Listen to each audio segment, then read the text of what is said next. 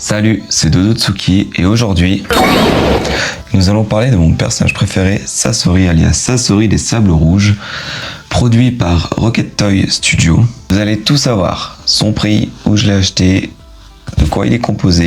Mais avant de commencer, petite histoire afin que vous compreniez pleinement toute la beauté et l'énergie de cette figurine. Né un 8 novembre, il est orphelin de guerre du village caché du sable, Suna, situé dans le pays du vent. Il sera donc élevé par sa grand-mère, Shio, maître en matière de combat avec des marionnettes. Pour occuper au mieux son petit-fils, elle lui donne accès à son atelier où elle confectionne ses chefs-d'œuvre. C'est alors que Sasori révèle un don particulier pour cet art et crée dès l'âge de 5 ans ses 2 premières marionnettes à taille humaine, maman et papa, qui lui permet de remplir son cœur brisé d'un peu d'amour. Donc tu l'auras compris, le gamin ne part pas du tout avec les meilleurs atouts dans sa manche, surtout que la vieille Shio cache à Sasori la disparition de ses parents et soutient à Sasori que ses parents reviendront bientôt de mission. Sasori grandit donc dans la solitude, obsédé par son art et selon lui, le véritable art doit durer pour toujours. Les marionnettes ne vieillissent pas, ne pourrissent pas, donc pour lui, elles représentent la beauté éternelle. Très jeune, il devient un ninja renommé de Suna en tant que marionnettiste, mais également dans l'élaboration de poisons complexes et mortels dont il enduit ses pantins. Il crée encore et encore des marionnettes plus sophistiquées les unes des autres, et il en fait même une marque représentée par un scorpion, symbole gravé sur chacune d'elles en guise de signature. Cela dit, en plus, Sasori signifie scorpion en japonais. Scorpion, signe astrologique du mois de novembre. Est-ce un hasard? Non, je ne crois pas. Et d'ailleurs, une de ses créations, Iruko, est une marionnette avec une longue queue métallique qui fait également référence donc à un scorpion.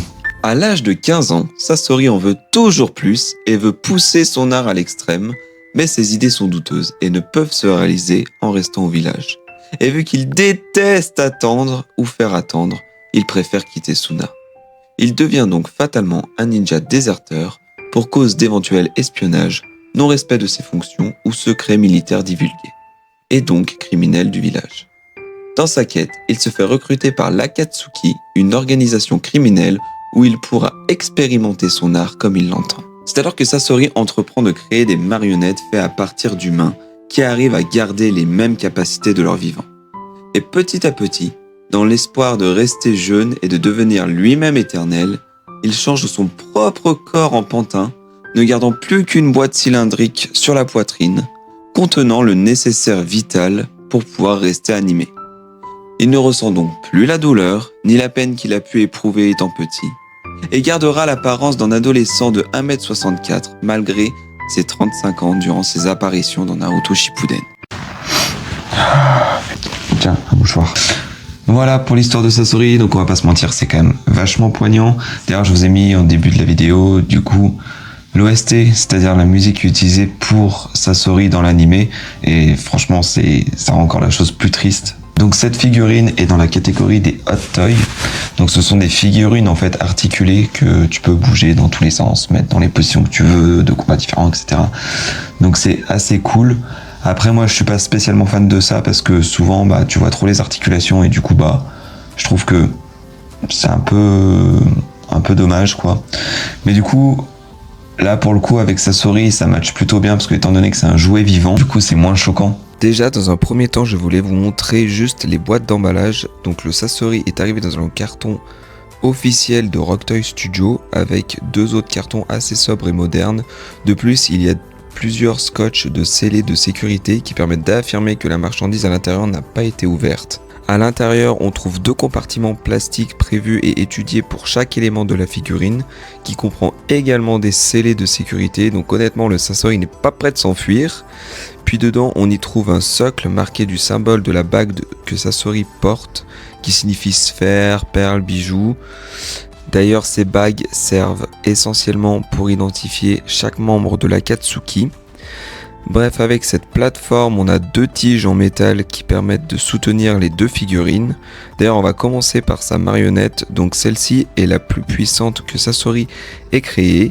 Il l'a fabriquée à partir du corps du 3e Kazekage du village de Suna, donc c'est-à-dire le chef du village qui sont généralement les ninjas les plus puissants.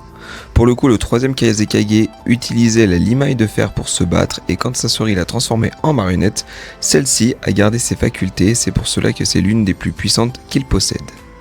On peut d'ailleurs lui ouvrir la bouche et le compartiment sur sa poitrine, et c'est là que Sasori utilise la limaille de fer pour se battre avec ce pantin.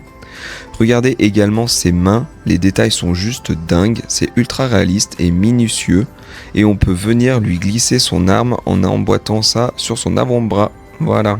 Et maintenant place à Sasori. Donc Sasori est fourni avec son manteau de l'Akatsuki qui est aimantable, et franchement la qualité est assez cool.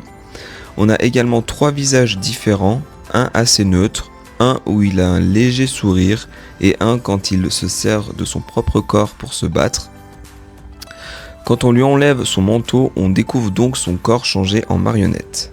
On a également 4 paires de mains fournies avec, à savoir que chaque membre de l'Akatsuki a du vernis donc sur les pieds et les mains. Il y a 2 paires de mains en position à manipuler les marionnettes, une paire de mains qui est assez neutre comme position, et une paire de mains qui lui permet de cracher du feu. D'ailleurs, il y a 2 flammes fournies avec à clipser dedans. Nous avons également ces fils de chakra métalliques et flexibles que l'on peut venir clipser directement sur les doigts et relier l'autre extrémité sur la marionnette, ce qui permet d'ailleurs aux marionnettistes de manipuler ces marionnettes. On a aussi ces bras qui sont remplaçables, et franchement mieux, ça évite d'avoir les pliures de bras classiques des Hot Toys. D'ailleurs la matière est ressemblante à de la peau humaine, c'est assez cool.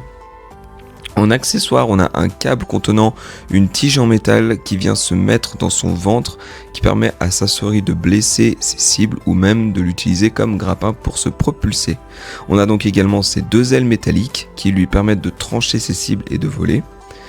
Il y a sa boîte qui contient tout le nécessaire vital à Sasori pour rester animé. On peut d'ailleurs venir clipser cette petite partie cylindrique sur sa poitrine, comme dans l'animé. On a également ce porte-rouleau qui permet à Sasori d'exécuter la technique de feu dans ses mains, mais également l'eau, ainsi que sa technique ultime, la tragédie des sangs, qui permet à Sasori d'invoquer et de maîtriser 100 marionnettes d'un coup, grâce à également l'emplacement droit de sa poitrine qui s'ouvre. Fun fact, il a réussi à faire tomber un pays grâce à cette technique. D'ailleurs, ça m'a toujours trigué, mais il y a un 4e parchemin, et sur ces 4, pendant le combat contre Shio et Sakura, il n'en utilise que 3. Dis-moi en commentaire quel serait selon toi le 4e et mystérieux parchemin. Personnellement, je pense que ça devrait être sûrement un stock de marionnettes, parce que sachant que Sasori en avait plus de 300, j'imagine qu'il fallait bien qu'il les stocke quelque part. Voilà, mais le mystère reste à son comble. Et voilà pour ce qui est des différents éléments, ça nous permet vraiment d'interagir avec la figurine et de mettre notre cher Sasori dans nos positions de combat préférées. Je vous laisse d'ailleurs avec différentes façons de présenter Sasori et tu me diras en commentaire laquelle tu préfères. Et pour résumer, cette figurine est vraiment dingue, j'ai vraiment l'impression d'être moi-même un marionnettiste quand je manipule ces 2 figurines, et évidemment ayant la licence Naruto, la figurine représente ultra bien Sasori. Ce Sasori, je l'ai acheté sur AliExpress, et oui, et ça c'était vraiment inattendu. Je n'ai pas pour habitude d'acheter sur AliExpress ce genre de figurines. D'habitude, je préfère privilégier des sites spécialisés là-dedans. Pour la petite histoire, en fait, j'avais un peu raté le coche parce qu'elle est sortie fin d'année 2024, début 2025. Et du coup, ça part très vite, surtout que là, étant donné que c'est une figurine sous licence, généralement ça part assez rapidement. Le prix de base était de 290 € si je dis pas de bêtises. Allez, je pense qu'on compte à peu près entre 45 et 80 € de frais de port à rajouter. J'ai essayé de la chercher sur des revendeurs, même sur eBay, et je la trouvais à 800 balles avec 120 € de frais de port, donc il y avait quasiment 1000 balles de figurines. J'étais ouais, non, c'est bon quoi, enfin, on va pas déconner. Il faut faire très attention parce que du coup, pour ce genre de figurines, des fois, les gens vont mettre des prix exorbitants, donc en plus ça peut marcher. Mais honnêtement, des fois, il faut mieux attendre. Voilà. Pour preuve, du coup, je suis tombé sur une pub AliExpress, donc là je regarde le prix, 344 €, je dis ok, ça va, c'est correct. Bon, il y avait 70 € de frais de port à peu près, je crois que ça faisait genre 414 au total, bref. Du coup, c'était un peu plus cher, mais bon, je me dis de toute façon, étant donné qu'elle était déjà sortie Forcément, il y a toujours un peu d'inflation, surtout que, comme je le redis, c'était une sous-licence et franchement, vu tous les éléments qu'il y a, etc. Enfin, même comment elle est faite, c'est vraiment de la super bonne qualité, c'est impressionnant. Donc bon, du coup, j'ai craqué là-dessus. J'ai conscience que ça reste des prix assez chers pour une figurine, mais en même temps, quand on veut de la qualité, surtout que c'est une sous-licence, donc c'est pas une figurine qui perdra forcément en valeur ou quoi. Voilà, et puis après, je suis pas spécialement voiture ou autre chose, et du coup, je me fais plaisir avec ce que j'aime. Du coup, voilà. C'est tout pour cette vidéo, j'espère qu'elle vous aura plu. N'hésitez pas à liker, commenter, partager. Ça me soutiendrait énormément et ça me ferait énormément plaisir. Donc merci déjà. N'hésitez pas à me dire en commentaire ce que vous avez pensé du coup de cette figurine. Pour moi, c'était un très très très grand plaisir de faire cette vidéo parce que c'était mon personnage préféré, donc j'ai adoré faire le montage, etc. C'était vraiment chouette.